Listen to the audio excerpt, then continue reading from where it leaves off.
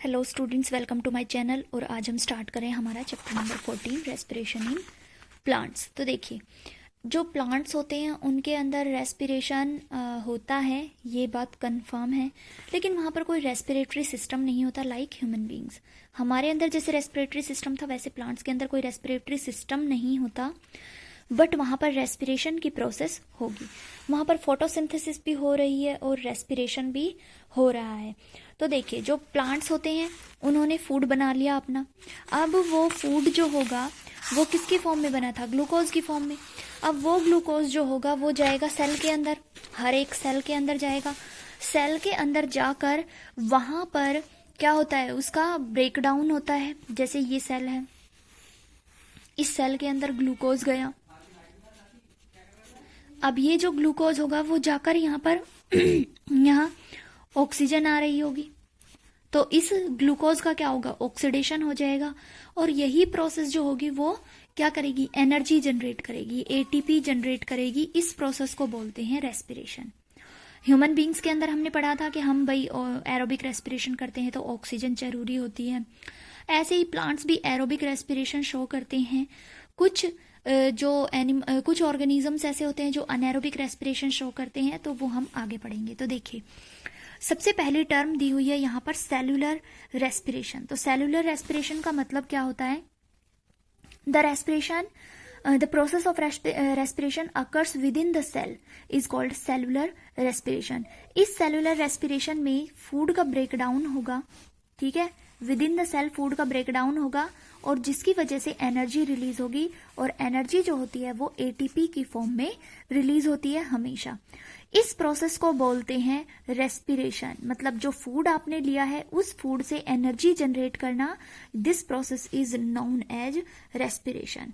और जो food particle यहाँ पर इन्वॉल्व हो रहा है रेस्पिरेशन में, उसको बोलते हैं रेस्पिरेटरी सबस्ट्रेट। ये रेस्पिरेटरी सबस्ट्रेट जो होता है, हमने पढ़ा था ह्यूमन बींग्स के अंदर कि ये प्रोटीन, फैट या फिर आपके कार्बोहाइड्रेट्स ये हो सकते हैं। जब डाइजेशन हो जाता है तो जो अलग अलग सब्सटेंसेस है, जैसे प्रोटीन है वो अमीनो एसिड में कन्वर्ट हो गए, जो फैट्स होती है आपकी वो फैटी एसिड और ग्लिसरॉल में चेंज हो गई। तो ऐसे ही जो डाइजेशन होता है, डाइजेशन के बाद आपका रेस्पिरेशन स्टार्ट होता है। तो जो भी वहां पर एज अ सबस्ट्रेट यूज होगा उसको बोलेंगे रेस्पिरेटरी सबस्ट्रेट, ठीक है। उस रेस्पिरेटरी सबस्ट्रेट के ब्रेकडाउन से आपको एटीपी मिलेगी, एनर्जी मिलेगी, जो कि आपकी फर्दर जो लाइफ एक्टिविटीज होंगी, जो भी मेटाबॉलिक एक्टिविटीज होंगी, उनके अंदर वो एटीपी यूज हो जाएगी, ठीक है। इसके बाद यहाँ पर एक क्वेश्चन पूछा गया है, देखिए बहुत इंटरेस्टिंग क्वेश्चन है। Do plants breathe? प्लांट्स क्या ब्रीथिंग करते हैं? तो हम बताएंगे ऑफ कोर्स प्लांट्स ब्रीथिंग तो करेंगे ही। तो क्या होता है, देखिए प्लांट्स जो होंगे, मान लीजिए एक प्लांट है, भाई ये है आपका प्लांट, ये है आपका प्लांट है। डे टाइम में जब सूरज चमक रहा है तो क्या होगा, जो प्लांट्स होंगे वो फोटोसिंथेसिस भी करते हैं और अपनी ब्रीथिंग भी करते हैं। तो ब्रीथिंग में क्या होगा, ये कार्बन डाइऑक्साइड रिलीज करते हैं, ऑक्सीजन को अंदर लेते हैं, है ना। नॉर्मल ब्रीथिंग ऐसी होगी, ऑक्सीजन अंदर लेंगे, कार्बन डाइऑक्साइड को रिलीज करेंगे। लेकिन ये इस कार्बन डाइऑक्साइड को रिलीज नहीं करेंगे, ये इस कार्बन डाइऑक्साइड को फोटोसिंथेसिस प्रोसेस में यूज कर लेंगे, ठीक है। ये डे टाइम की बात हो रही है, तो फोटोसिंथेसिस चल रहा है तो कार्बन डाइऑक्साइड रिलीज नहीं होगी, क्योंकि वो कार्बन डाइऑक्साइड फोटोसिंथेसिस में यूज हो जाएगी। जब रात होगी तो फोटोसिंथेसिस नहीं होगी, सिर्फ ब्रीथिंग होगी, तो कार्बन डाइऑक्साइड बाहर रिलीज हो जाएगी, ठीक है। तो यहाँ पर जो फोटोसिंथेसिस हम लास्ट में पढ़ चुके हैं कि फोटोसिंथेसिस का जो बाय प्रोडक्ट होता है वो क्या होता है, ऑक्सीजन गैस होती है। अब जो नॉर्मल हमने फोटोसिंथेसिस की प्रोसेस पढ़ी थी वो कुछ ऐसी थी। इसमें क्या होगा कि फोटोसिंथेसिस की जो प्रोसेस थी वो उल्टी थी, मतलब यहां से ये बन रहा था। अब क्या करना है, जब जो ग्लूकोज होगा वो जाएगा हर एक सेल के पास, और during cell respiration oxygen gas is required. और जो लास्ट में प्रोडक्ट बनेगा एरोबिक रेस्पिरेशन में हमेशा कार्बन डाइऑक्साइड और वाटर बनेगा, plus a large amount of energy is released during the aerobic respiration, ठीक है। ये वाली बात हमें याद रखनी है। जो ऑक्सीजन होती है वो रिक्वायर्ड होती है ड्यूरिंग एरोबिक रेस्पिरेशन, और अनएरोबिक जो बैक्टीरिया होते हैं उनके अंदर ऑक्सीजन रिक्वायर्ड नहीं होती, ठीक है। तो आपकी जो नॉर्मली जो हर एक, चाहे वो एरोबिक रेस्पिरेशन कर रहा हो या अनएरोबिक रेस्पिरेशन कर रहा हो, हर एक ऑर्गेनिज्म के अंदर एक प्रोसेस होती है जो कि बहुत जरूरी होती है, वो होती है ग्लाइकोलिसिस। मीन्स ये आपका ग्लूकोज है, इस ग्लूकोज को पायरुविक एसिड या पायरुवेट में कन्वर्ट कर देता है, ठीक है, और ये प्रोसेस कहलाती है आपकी ग्लाइकोलिसिस। इसके बाद ये पायरुविक एसिड जो होगा, ये वाली जो प्रोसेस होगी वो हर एक बैक्टीरिया, प्लांट, एनिमल सबके अंदर सेम रहेगी। इसके बाद ये पायरुविक एसिड जो होगा, इसका अगर ऑक्सीजन की प्रेजेंस में ब्रेकडाउन हो या ऑक्सीजन की एब्सेंस में ब्रेकडाउन हो, ऑक्सीजन की प्रेजेंस में ब्रेकडाउन होगा तो इसको बोलेंगे हम एरोबिक रेस्पिरेशन, और अगर ऑक्सीजन इसको ना मिले तो this process is known as anaerobic respiration, ठीक है। Without oxygen anaerobic and with oxygen is called aerobic respiration. तो ये वाली जो प्रोसेस होगी वो हर एक सेल के अंदर होगी, हर एक यूकैरियोटिक सेल के अंदर होगी।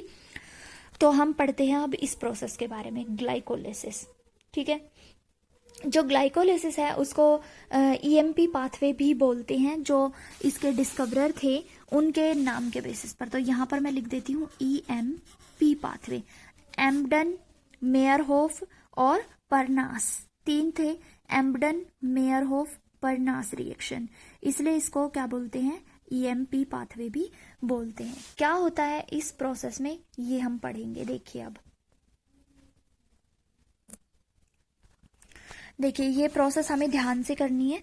तो देखो क्या होता है, जो ग्लूकोज है वो सेल के पास पहुंच गया है, तो इस ग्लूकोज का क्या होगा, इस ग्लूकोज से ग्लूकोज 6 फॉस्फेट बन जाएगा। कैसे, यहाँ पर एक एनर्जी कंज्यूम होगी, एटीपी जो होगी वो अपना एक फॉस्फेट दे देगी, जिसकी वजह से बनेगा ग्लूकोज 6 फॉस्फेट। अभी इसके अंदर 6 कार्बन ही है। इसके बाद अगली प्रोसेस होगी, ये ग्लूकोज जो होगा वो फ्रक्टोज में कन्वर्ट हो जाएगा, that is glucose 6 phosphate is converted into fructose 6 phosphate.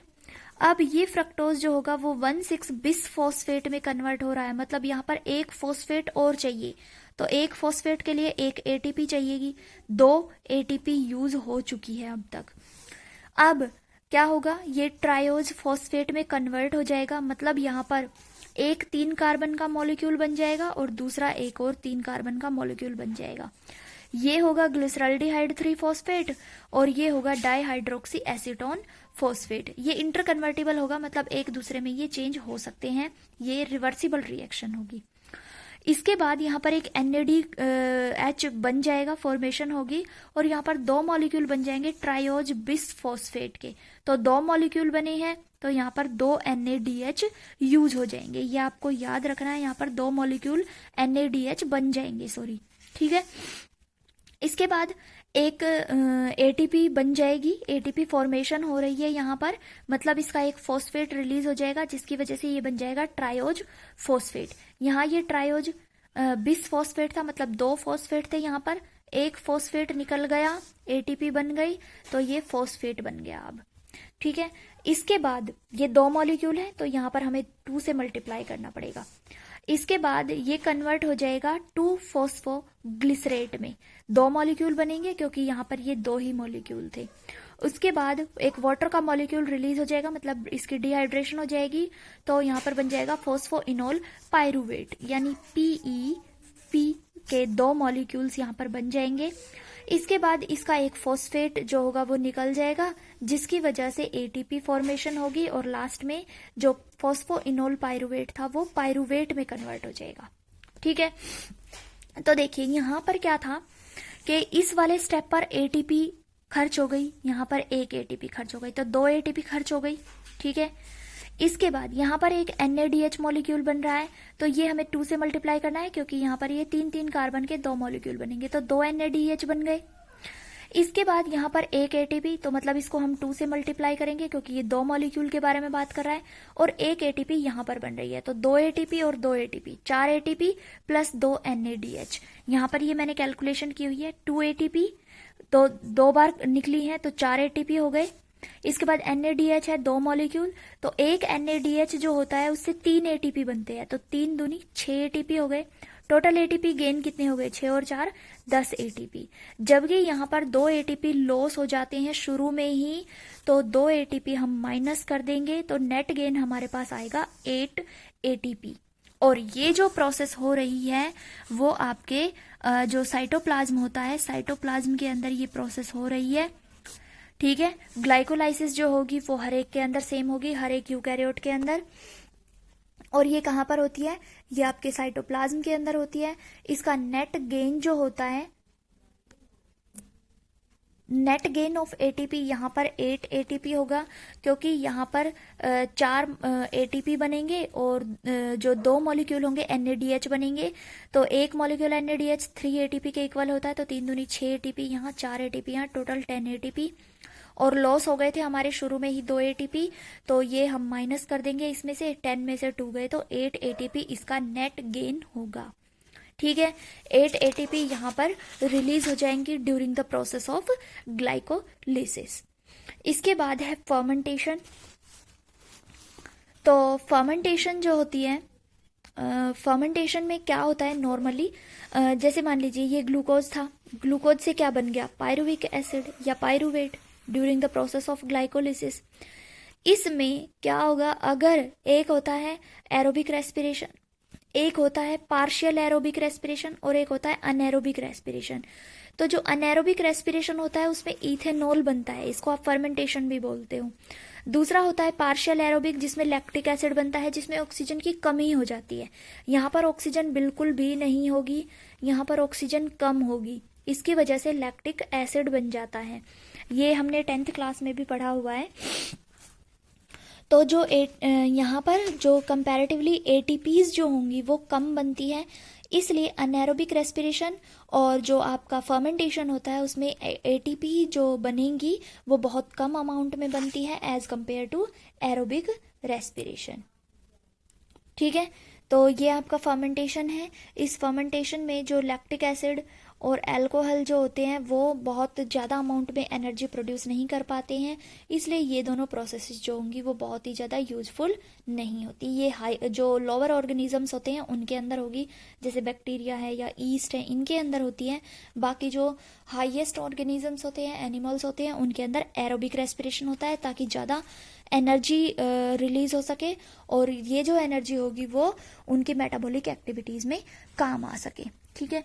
तो नेक्स्ट हम बात करेंगे फिर एरोबिक रेस्पिरेशन में अगली वीडियो में। तो तब तक आप अपना फर्मेंटेशन कंप्लीट कर लीजिए और यहाँ तक आप अपने नोट्स भी कंप्लीट कर लीजिए। ये वाली जो प्रोसेस है वो आप अच्छे से समझ लेना, क्योंकि ये सिंपली ग्लाइकोलिसिस की प्रोसेस चल रही है, पायरुविक एसिड बन रहा है इससे। इसके बाद ये जो पायरुविक एसिड होता है वो या तो एरोबिक रेस्पिरेशन में या अनएरोबिक रेस्पिरेशन में या फिर पार्शियल एरोबिक रेस्पिरेशन में आपका चल सकता है, ठीक है। तो जो पायरुविक एसिड फॉर्मेशन है या ग्लाइकोलाइसिस जो प्रोसेस है वो हर एक यूकैरियोटिक सेल में सेम रहेगी, ओके। तो आप अपना ये कर लीजिए और अपने नोट्स बना लीजिए। तो मिलते हैं नेक्स्ट वीडियो में with aerobic respiration. Thank you.